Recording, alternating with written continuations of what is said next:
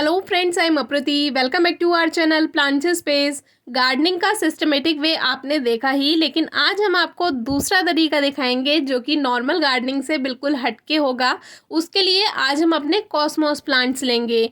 ये जो प्लांट्स हैं ये मेरे करी प्लांट के पॉट में ग्रो हो गए हैं और दिख रहा था कि ये ग्रोथ करते जा रहे हैं, लेकिन आज करेंगे कल करेंगे इसमें ही समय बीत गया और ये काफ़ी बड़े हो गए।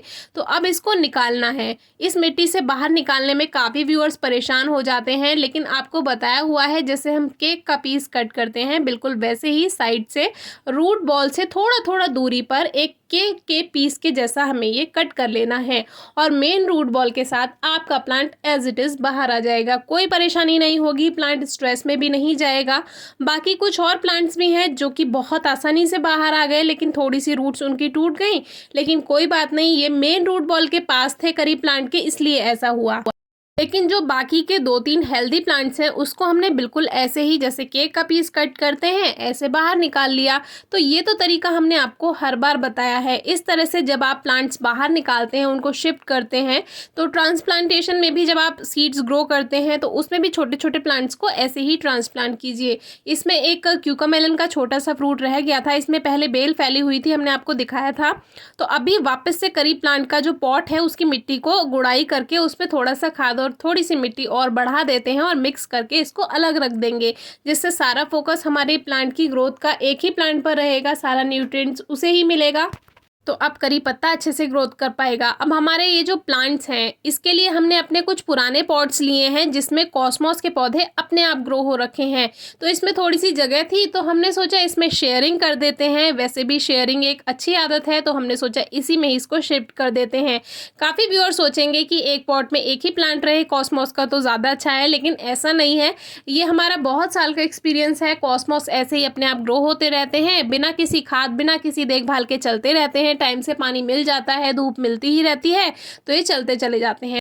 अब जो सूखी पत्तियां थी उन्हें हटा दिया, मिट्टी को अच्छे से प्रेस कर दिया और बस हमारा एक पॉट तो तैयार हो गया। अब आ जाते हैं गार्डनिंग के उस तरीके पर जिसकी हम बात कर रहे हैं। इसके लिए हमने जो हमारा वेस्ट रखा हुआ था, यानी कि जो दूसरे पौधों की जड़ें होती हैं उन्हें हम फेंकते नहीं हैं या तो कंपोस्ट बिन में डाल देते हैं, तो ऐसे ये बास्केट में रखी हुई थी तो हमने सोचा इसी का यूज़ कर लेंगे।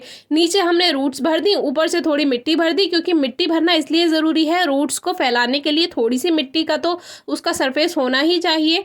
अब जो हमने प्लांट बाहर निकाला वो इसमें फिट नहीं आ रहा है, तो हल्की हल्की रूट्स को ट्रिम कर दिया।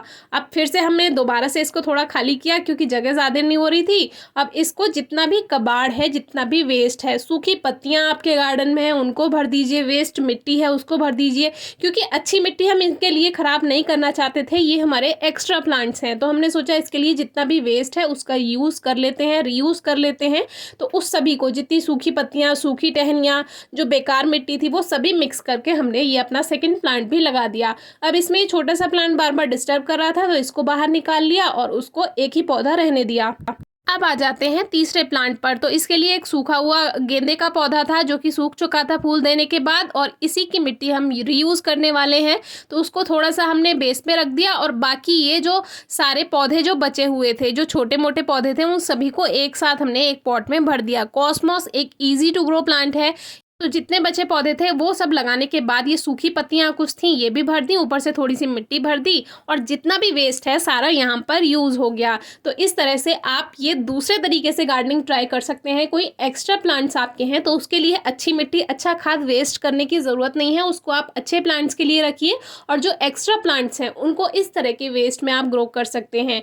इसमें कोई खाद नहीं लगा, कोई मिट्टी नहीं लगी, जितना भी वेस्ट था वो सब इसमें लग गया। और अब इसमें वाटरिंग कर देते हैं। अब इसको 2 से 3 दिन आप छाया में भी रख सकते हैं, लेकिन हम छाया में नहीं रखेंगे, इसको यहीं छोड़कर चले जाएंगे और सुबह आकर देखेंगे कि ये कैसे हैं। अगर मुरझाते हैं उसके लिए वीडियो नंबर 697 चेक कर सकते हैं। लीव्स को कट कर दें मुरझाई हुई और कुछ दिन छाया में रखें, आपका प्लांट फिर से ठीक हो जाएगा।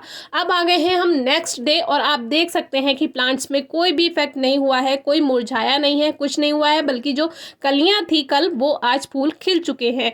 तो इस तरह से अभी तक आपने एक सिस्टमेटिक वे में देखी गार्डनिंग, और आज का ये दूसरा तरीका था जिसमें हमने कबाड़ से जुगाड़ कर लिया। तो इस तरह से जितने एक्स्ट्रा प्लांट्स हैं उसके लिए आप अच्छी चीज़ें वेस्ट ना करें, उनमें चीज़ों का रीयूज़ कर सकते हैं और पत्तियों का यूज़ कर सकते हैं, कभी कोई परेशानी नहीं आएगी। हमारे और भी प्लांट्स ऐसे ही ग्रोथ कर रहे हैं, कभी कोई परेशानी नहीं आई। आपको कोई प्रॉब्लम है तो ज़रूर पूछिएगा। Thank you.